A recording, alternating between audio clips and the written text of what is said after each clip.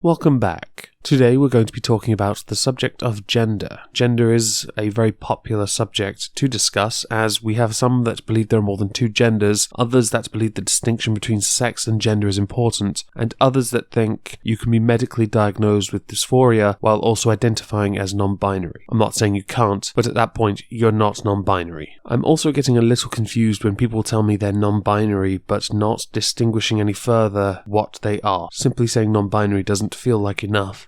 Anyway, let's get into this. Hi!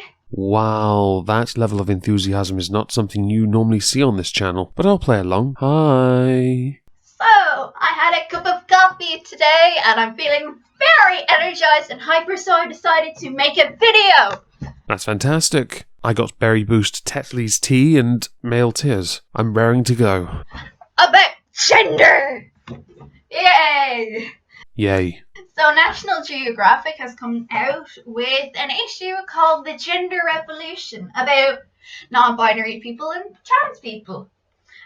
And people have taken great offence to this.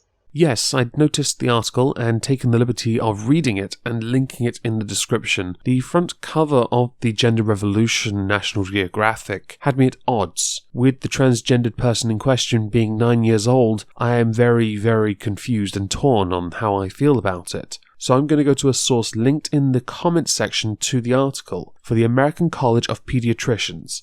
And I'm going to read the bottom line. Our opponents advocate a new scientifically baseless standard of care for children with a psychological condition that would otherwise resolve after puberty for the vast majority of patients concerned. Specifically, they advise affirmation of children's thoughts which are contrary to physical reality, the chemical castration of these children prior to puberty with GnRH agonists, puberty blockers which cause infertility, stunted growth, low bone density, and an unknown impact upon their brain development. And finally, the permanent sterilization of these children prior to age 18 via cross-sex hormones. There is an obvious self-fulfilling nature to encouraging young GD children to impersonate the opposite sex and then institute pubertal suppression. If a boy who questions whether or not he is a boy who is meant to grow into a man is treated as a girl, then has his natural pubertal progression to manhood suppressed, have we not set in motion an inevitable outcome? All of his same-sex peers develop into young men, his opposite-sex friends develop into young women, but he remains a pre-pubertal boy. He will be left psychologically isolated and alone. He will be left with the psychological impression that something is wrong. He will be less able to identify with his same-sex peers and being male, and thus be more likely to self-identify as non-male or female. Moreover, neuroscience reveals that this prefrontal cortex of the brain, which is responsible for judgment and risk assessment, is not mature enough until the mid-20s. Never has it been more scientifically clear that children and adolescents are incapable of making informed decisions regarding permanent, irreversible, and life-altering medical interventions. For this reason, the college maintains it is abusive to promote this ideology, first and foremost for the well-being of the gender dysphoric children themselves, and secondly, for all of their non-gender discordant peers, many of whom will subsequently question their own gender identity and face violations of their right to bodily privacy and safety. Now, what I get from that is that children really should not be put on any kind of hormone therapy because they are not in the right place to be able to make an informed decision about what is good for them, because it can and will stunt them. Now, just before we continue, I do want to clarify a few things by stating that I believe most of the offence taken by the National Geographic article is due in part to the 9-year-old on the article's cover. Let's face it, parents are very protective, and while we want to exercise certain freedoms to allow our children to best discover and express themselves, caution has to be taken. And not so much about trans issues, although if you're going to go ahead and associate non-binary with trans, you're going to cause problems anyway. Mostly because those that hear the term non-binary think it's either make-believe or not so much a gender but a gender expression, the distinction between gender and gender expression being fairly important. People still believe that there's two genders. only two genders. Biological sex-wise, there are only two. There are arguments that can and have been made multiple times that hermaphrodite and intersex could be considered genders. Tumblr, of course, has 70-odd genders, and according to someone like Milo Stewart, there are at least 1 million genders, each with their own unique interpretation depending on the individual. For me, there are only two genders. Now, by me saying there are only two genders, that does not mean I don't respect someone's individual to identify any way they want. I'm just not going to address them with the retarded pronouns that get thrown in my direction. I'm not going to give you what you want, because if it's not real, factually, scientifically, empirically correct, I'm just not wasting my time on it. And they don't seem to understand, so I decided that I'm going to use all the energy I have inside my little non-binary body, and I will try and explain to you why the binary doesn't actually exist. Just before you explain that, and I am super excited to find out how the binary does not exist. If you're non-binary and you're trying to prove the binary doesn't exist, doesn't it also mean that the non-binary doesn't exist either? Starting off, the sex isn't even binary. In this instance, I have to tell you you're wrong. Yes, there are some genetic abnormalities like X, X, XY, XYY, triple XY, and so on, but a dominance is asserted and a gender then is prominent, i.e. male or female. So biological sex is binary. By the way, when looking for articles to confirm certain ideas I had about biological sex, I put, "Is biological sex binary?" into Google. It came up with a whole host of articles from Everyday Feminism and a whole host of other articles written by feminist scholars. LOL. Sex has always been a spectrum. People can be born with XY chromosomes and be assigned female at birth. People can be born with XX chromosomes, be assigned male at birth. People can be born with XXY chromosomes, XXXY, XXXX, XY, XYY, XO, XYYY. Why do people still think that sex is a binary? I feel like you pretty much covered it when you pointed out while the genetics were certainly a bit abnormal, there was still a male or female assigned. Therefore, that gender was either the prominent or dominant.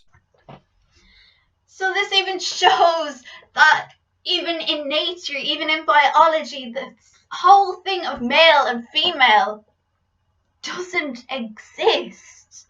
You have been lied to! I wonder who lied to us. In all seriousness though, yes, the genetics are slightly different because of abnormalities, but characteristics displayed were too similar and created and led to the creation of male or female. No one has lied here.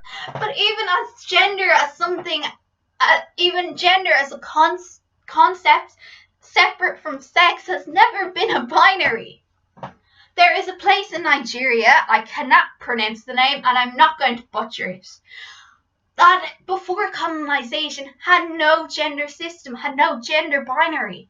Yes, and up until some point in the mid-15th century, boys were actually called girls, but a distinction needed to be made, so the name was changed. Native Americans, Two-Spirit, are people who are who have male, female, or intersex bodies who combine activities of both men and women with traits unique to their status as two-spirits. It's very difficult to take anyone remotely seriously when they confuse the line between culture, society, and scientific fact. The fact is, you can't compare that Nigerian place that you will butcher if you try and pronounce it, or that of the Native Americans two-spirit thing you also mentioned, with that of a very developed first world country, or society that is developed so far that science has progressed enough to be able to make certain genetic distinctions in the first place. Also, intersex is not a gender. That's going to get me so much trouble. I know.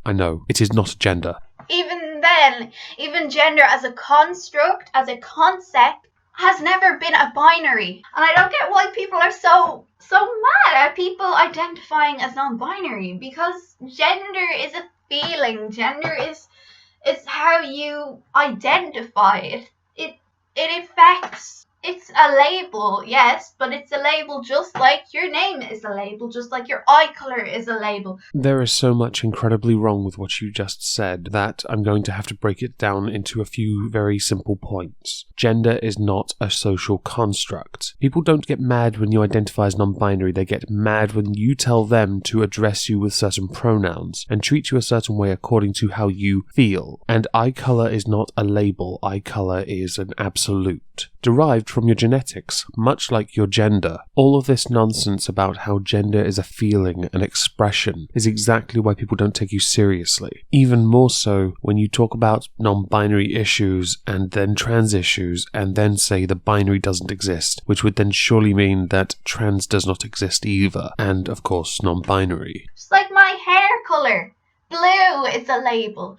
I'm non-binary, just like I have blue hair. Cheap shot inbound. So like your hair colour, your gender washes out after a couple of weeks. It is not something that I go out and I want to feel special by.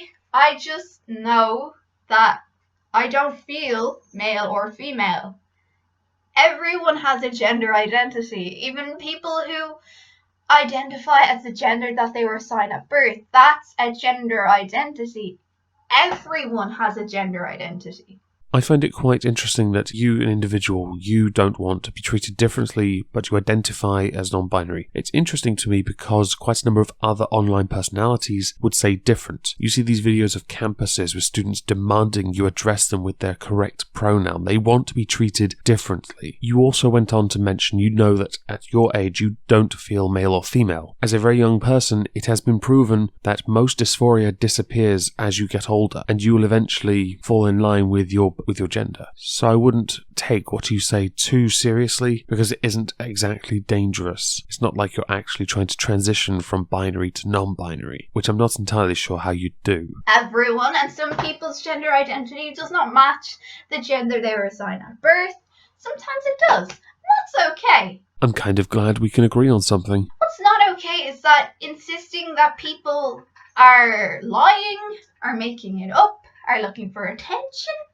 That's not okay. The problem with simply listening to somebody and believing them with their words alone is that without any evidence, and we live in a time where evidence is needed to prove a lot of things, what they say can only be regarded as an assertion. If someone approaches me and tells me they are non-binary, the following two words are going to leave my mouth. Prove it.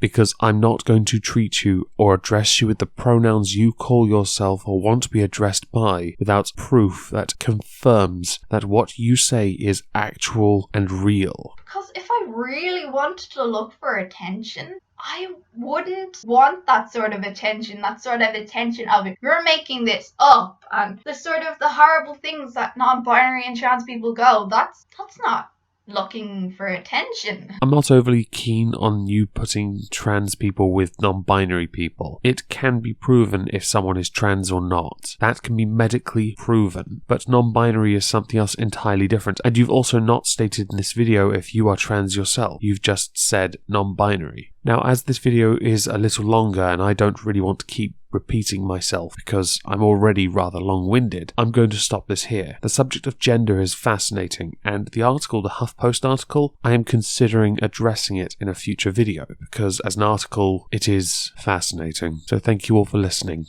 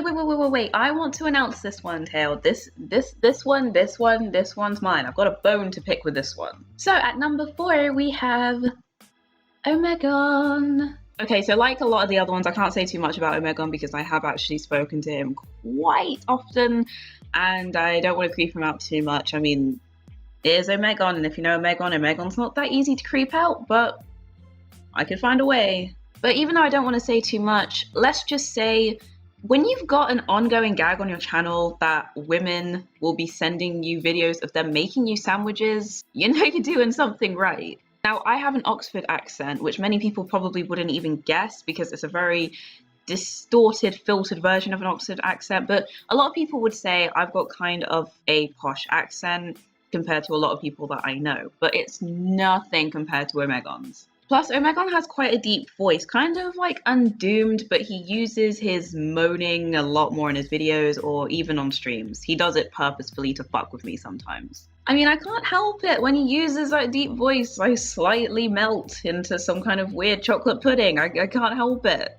The reason why he's so high up on the list is probably because I've had the most interaction with him on streams out of most of the people on this list so far, and I've had the most exposure to him just kind of using his voice to fuck around a bit. And I actually, like I said earlier, I fucking hate you for the moist me thing, and that meme, it needs to die. It needs to die. I know it was your meme before I even came into the picture. I know you said moist a lot, but the meme of Moist Misa needs to fucking die. Kill it with fucking fire, please. Although I guess because you're in the ocean, you won't be able to do that. Just do something. Please do something. I didn't think a meme could infiltrate my channel so fucking much. Platitudes aside, and flattered that I came underneath Undoomed and Irate Bear. How the fuck did Irate Bear get a higher one than me? Go to matriarchal Moist Miss Misa's channel and spam her chat in all the comments sections with the word moist. I am not condoning harassment or bullying, but I do condone moistening up her chats, because it's fucking hilarious. Cheerio.